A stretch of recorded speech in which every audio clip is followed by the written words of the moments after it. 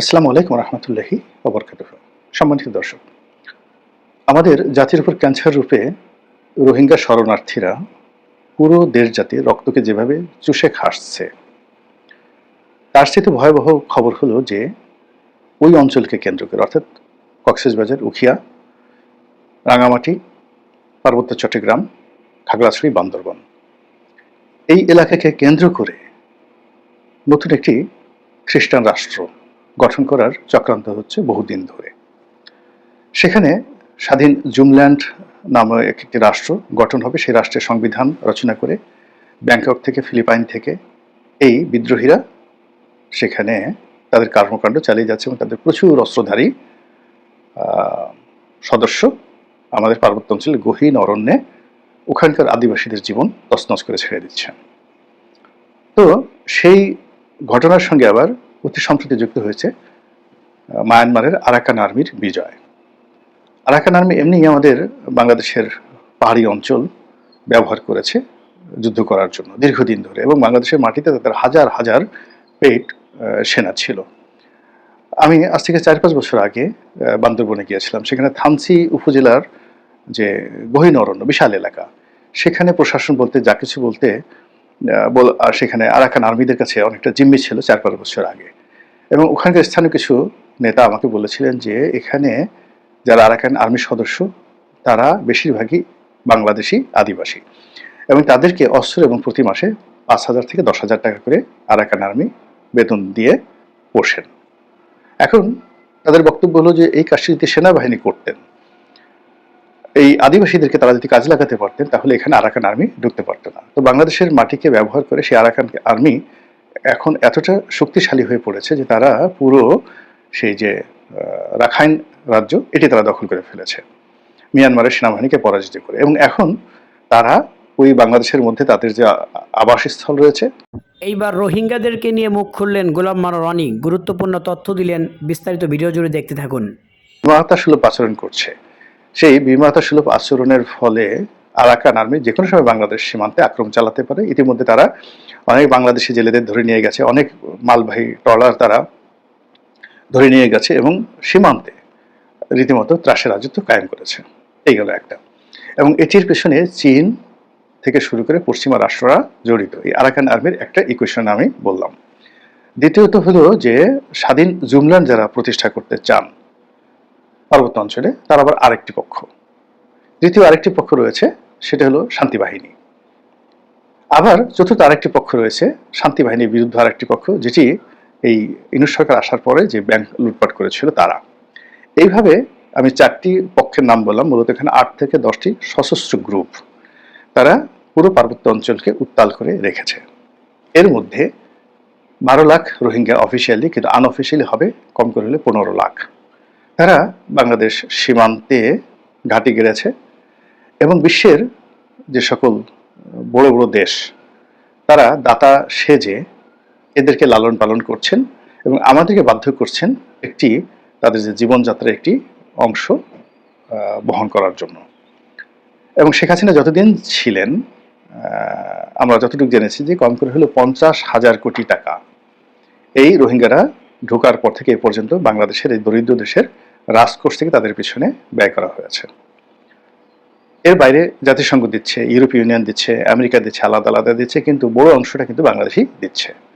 Donald Trump ক্ষমতা আসার পর আগে যেখানে প্রতিজনের জন্য বরাদ্দ ছিল $20, এটিকে এখন $8 করে দেওয়া হয়েছে খাদ্য সহায়তা। তো বোঝার চেষ্টা করেন, আড়াই ভাগ কমিয়ে দেওয়া হয়েছে, যা দিয়ে তারা চলতে পারবে না। বাকিটা তারা বাংলাদেশ থেকে নেবে অথবা বাংলাদেশের বিরুদ্ধে তারা যুদ্ধ করবে।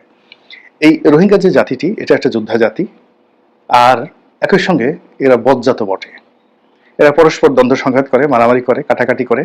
এদের সঙ্গে আরাকান আর্মির সম্পর্ক ভালো নয়। এদের একটা অংশ, খুব ছোট একটি অংশ, তারা আরাকান আর্মির সঙ্গে যারা এখন বিজয়ী তাদের সঙ্গে যোগাযোগ রয়েছে, বাট বিরাট অংশটি এখনো তারা নেপিদোতে, অর্থাৎ মায়ানমার যে রাজধানী নেপিদোতে যে সামরিক সরকার রয়েছে তাদের সঙ্গে যোগাযোগ রক্ষা করছে।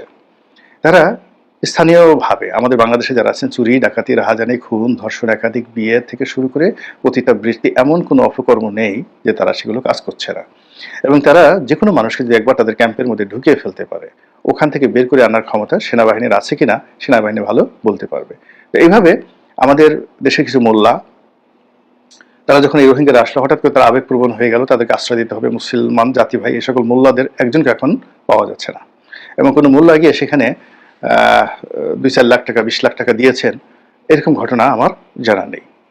তো এই মোল্লারা তখন একটা ভাইব তুলেছে, রাজনৈতিক দলগুলো তখন ভাইব তুলেছে। আর শেখ হাসিনার মনে একটা দুরাশা ছিল যে তিনি এই জাতিগোষ্ঠীকে বাংলাদেশে আশ্রয় দিয়ে তিনি নোবেল পুরস্কার লাভ করবেন। নোবেল তো তিনি পাননি, অধিকন্তু এই যে অর্থনৈতিক সংকট, অর্থাৎ জাতীয় বাজেট থেকে যদি 50,000 কোটি টাকা গত 10 বছরে গিয়ে থাকে, সেখানে এই দায় শেখ হাসিনাকে বহন করতে হয়েছে। ফলে তার ব্যাংক শূন্য হয়েছে, জাতীয় অর্থনীতি জিডিপির মান কমে গেছে এবং তাকে শেষ পর্যন্ত নির্মমভাবে পালিয়ে যেতে হয়েছে। নোবেল পুরস্কার জোটা তো দূরের কথা, যে অপমান এবং যে কষ্ট, দৈনন্দিন কষ্ট নিয়ে তিনি এখন দিনাতিপাত করছেন, এর চেয়ে মরে যাওয়া অনেক অনেক ভালো। নতুন যে সরকার এসছে, ডক্টর মোহাম্মদ ইউনূস সরকার, তিনি এই ক্ষমতায় আসার পর হঠাৎ করে এখানে জাতিসংঘের মহাসচিব আসলেন। তো এই সময় তার আসার কথা নয়, বিভিন্ন কারণে এটি আমাদের জন্য ভয়ঙ্কর হয়ে পড়েছে। প্রথম কারণ হলো মিস্টার ইউনূসের সঙ্গে ডোনাল্ড ট্রাম্পের সম্পর্ক একেবারে দা কুমড়া সম্পর্ক, তার সঙ্গে বাইডেন প্রশাসনের ভালো সম্পর্ক ছিল, এই গেল একটা। দ্বিতীয়ত, যিনি বর্তমান মহাসচিব রয়েছেন অ্যান্থনি গুতেরেস, তার সঙ্গে ডোনাল্ড ট্রাম্প প্রশাসনের সম্পর্ক ভালো নয়। ইতিমধ্যে ডোনাল্ড ট্রাম্প জাতিসংঘের যে সকল প্রতিষ্ঠানে ব্যাপক অর্থ বরাদ্দ দিত, সেখান থেকে তারা অর্থ প্রত্যাহার করে নিয়েছে এবং জাতিসংঘের বেশ কয়েকটি প্রতিষ্ঠান থেকে তাদের সদস্যপদ পর্যন্ত আমেরিকা প্রত্যাহার করে নিয়েছে, যেটা একটা অথর্ব প্রতিষ্ঠান। এরা চুরি করে, চামারি করে, আমাদের টাকা নিয়ে বিশ্বের বিভিন্ন দেশে তারা দেওয়ার চেষ্টা করে, নিজেরা খায় 80 টাকা আর খরচ করে 20 টাকা। ফলে এরকম অথর্ব প্রতিষ্ঠানে আমরা আর জনগণের ট্যাক্সি টাকা দেব না। তো সেই অবস্থাতে দুইজন লোক, অর্থাৎ অ্যান্থনি গুতেরেস, যে কিনা ডোনাল্ড ট্রাম্পের শত্রু, আর ডক্টর মোহাম্মদ ইউনূস, যিনি কিনা ডোনাল্ড ট্রাম্পের বন্ধু নন, এই দুজনের একটা সম্মিলন হলো এই সময়টিতে রোহিঙ্গা ক্যাম্পে এসে। আপনার কি মনে হয় এটা কোনো সাধারণ ঘটনা, বা এর মধ্যে কি কোনো ইঙ্গিত নেই আগামী দিনের রাজনীতির? দ্বিতীয়ত, এখানে একটা ইফতার পার্টি হয়েছে, 1 লক্ষ লোকের ইফতার পার্টি, এবং অবাক করার ব্যাপার হলো যে রোহিঙ্গারা সাধারণত চট্টগ্রামের আঞ্চলিক ভাষায় কথা বলেন। তো আঞ্চলিক ভাষায় কথা বলেন এবং চট্টগ্রামের যে ভাষাটি, এটি মূলত রোহিঙ্গাদের যে রাজা মহাকবি আলাউল যখন সেই রোহিঙ্গা রাজার সভাকবি ছিলেন সপ্তদশ শতাব্দীতে, তো তখন সেখান থেকে মূলত এই ভাষাটা প্রথম রচিত হয়। আজকের যে চট্টগ্রাম অঞ্চলের যে আঞ্চলিক ভাষা, ওটা বলা হয় তখন রোসাঙ্গ রাজসভা। তো আলাউল তখন ওই ভাষাতে, অর্থাৎ স্থানীয় ভাষাতে একটি মহাকাব্য রচনা করেছিলেন, পদ্মাবতী। তো হিন্দি কবি মালিক মোহাম্মদ জায়েসি রচিত মহাকাব্য পদুমাবত, সেটির অনুবাদ করেছিলেন হিন্দি থেকে এই রোহিঙ্গাদের ভাষায়। তো সেই রোহিঙ্গাদের ভাষায় তিনি অনুবাদ করেছিলেন, এই গেল এক। এবং সেটি নিয়ে কিন্তু অতি সম্প্রীতিতে বলিউডে একটি ব্লকবাস্টার সিনেমা হয়েছে। ব্লকবাস্টার সিনেমা হয়েছে দীপিকা পাডুকোনকে নিয়ে, সম্রাট আলাউদ্দিন খিলজিকে উপলক্ষ করে, পদ্মাবতী। তো আপনারা দেখে নেবেন সেই কাহিনীটি। এখন এই যে রোসাঙ্গ রাজসভাতে বা রোহিঙ্গা রাজসভাতে যে ভাষার উদ্ভব হলো, চট্টগ্রামের ভাষার, এই গেল একটা উপলক্ষ। দ্বিতীয় উপলক্ষ হলো চট্টগ্রাম, পার্বত্য চট্টগ্রাম, খাগড়াছড়ি, বান্দরবন থেকে শুরু করে আমাদের একেবারে ফেনী নদীর এই পর্যন্ত, কুমিল্লা পর্যন্ত, এটা কিন্তু এক সময়, শুধু এক সময় নয়, প্রায় দীর্ঘ 700 থেকে 800 বছর ওই রোহিঙ্গা রাজাদের অধীনে ছিল। এটি চট্টগ্রাম স্বাধীন করা হয় শায়েস্তা খানের জমানাতে কয়েকটি কারণে। প্রথম কারণটা হলো যে দিল্লিতে যখন সিংহাসন নিয়ে মারামারি হচ্ছিল, তখন সম্রাট যে দারা শিকো, তিনি বাংলাতে পালিয়ে এসেছিলেন এবং ঢাকার গভর্নর তাকে জায়গা না দেওয়ার কারণে তিনি প্রথমে সীমান্ত পাড়ি দিয়ে কুমিল্লাতে যান, ওখান থেকে চট্টগ্রামে যান এবং ওখান থেকে রোহিঙ্গা রাজসভায় যান। রোহিঙ্গা রাজা তাকে আশ্রয় দেওয়ার কথা বলে তাকে নেয়, কিন্তু তার সাথে বেইমানি করে। গভীর রাতে তাকে আক্রমণ করে মেরে ফেলে এবং মোগল রাজকন্যা অর্থাৎ দারা শিকোর কন্যাকে সেখানে ধর্ষণ করা হয়। এই খবর যখন আওরঙ্গজেবের কানে যায়, আওরঙ্গজেব ক্রোধে উন্মত্ত হয়ে যান এবং তিনি বাংলার যে পরবর্তীতে তার সময় যে গভর্নর ছিলেন শায়েস্তা খান, তাকে নির্দেশ দেন তার মামা, আওরঙ্গজেবের মামা, যে এই অঞ্চল দখল করো। তখন এই প্রথম মুঘলরা বাংলাদেশে নৌবাহিনী তৈরি করে। এর আগে বাংলায় কোনো নৌবাহিনী ছিল না। এই নৌবাহিনী তৈরি করে এই নাফ নদী, তারপরে কক্সবাজার, উখিয়া, চট্টগ্রাম, কর্ণফুলী এই অঞ্চলে নৌযুদ্ধে এই মগ এবং রোহিঙ্গাদেরকে পরাজিত করে এই অঞ্চল সেন্ট্রাল গভর্নমেন্টের সাথে তারা একীভূত করে নেয়। তো এই ঘটনার আগে 800 বছর ধরে এই পুরো এলাকা তাদের ছিল। এখন আমরা তাদেরকে বলছি রোহিঙ্গা বাংলাদেশে আশ্রয় নিয়েছে, কিন্তু তারা কিন্তু বলছে যে 800 বছর ধরে এরা ছিল আমাদের দাস। চট্টগ্রাম আমাদের, কক্সবাজার আমাদের, উখিয়া আমাদের, টেকনাফ আমাদের, সেন্ট মার্টিন আমাদের। এটা কিন্তু তাদের ভাষা। এবং তারা যেভাবে বসে আছে, তারা এখান থেকে নড়ার কোনো লক্ষণ তাদের মধ্যে নেই।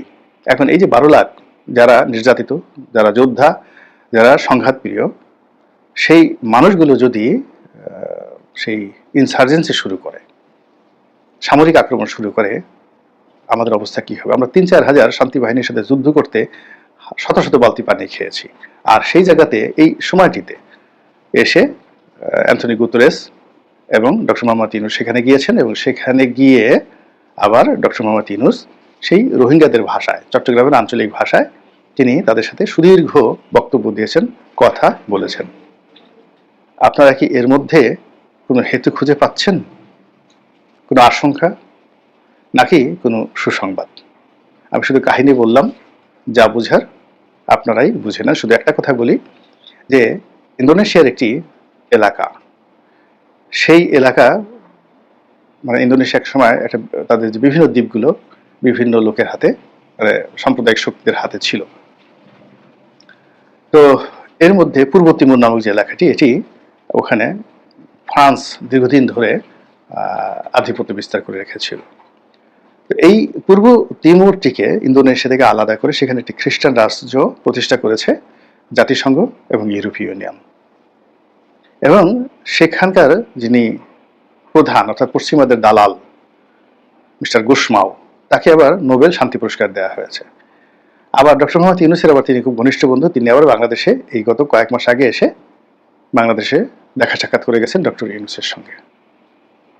আমি শুধু তথ্য বঙ্গপত্র বললাম, বাকিটা আপনারা বুঝে নেন। আল্লাহ আমাদের সবাইকে বিপদ থেকে, আপদ থেকে, বালা থেকে, মুসিবত থেকে রক্ষা করুন, হেফাজত করুন। আসসালামু আলাইকুম ওয়া রাহমাতুল্লাহি ওয়া বারাকাতুহু।